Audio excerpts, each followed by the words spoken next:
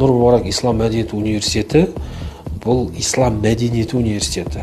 Біз дін мен мәдениетті, дін мен ғылымды, дін мен өркениетті, дін мен өнерді байланыстыру арқылы ғана біз мына қазіргі радикалданудың алдын ала аламыз. Өркениеттен, мәдениеттен, ғылымнан, білімнен, өнерден дінді бөліп алған кезде біз радикал дінді көреміз. Елімізде дін саласында діни қатынастарды реттеуде бірқатар шаралар атқарылып жатыр. Бірінші кезекте біздің осы діни қатынастарды реттейтін заңымызды айтуға болады.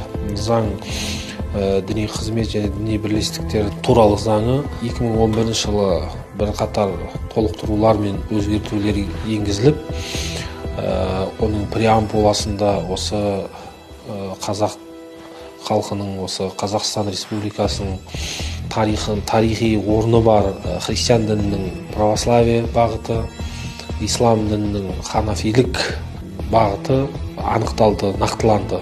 Қазақстандағы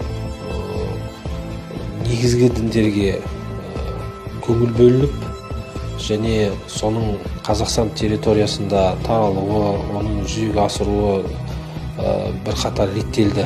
Республикалық ақпараттық насихат топтары құрылды. Оңалту жұмыстары көп елдерде, бірқатар елдерде бірден санкциялау, оларды бірден түрмеге қылмыстық іс қозғап түрмеге тоғыту ісі болса, бізде бірден бұндай шаралар емес, бізде оңалту жұмыстарына көп көңіл бөлінді. Бұл да Қазақстан Республикасының осы дін істерін, діни қатынастарын реттеудегі өзіндік модель деп айтуға болады. Тәуелсіздіктің алғашқы жылдарында құрылуының өзі бұл діни стратегиялық қадам болды. Өйткені қазіргі таңда біз бұл университеттің жемісін көріп отырмыз. Қалайша?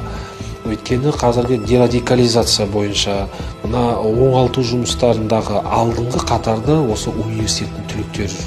Бұл мемлекеттің бұл бағыттағы үлкен жұмысы деп санар едім.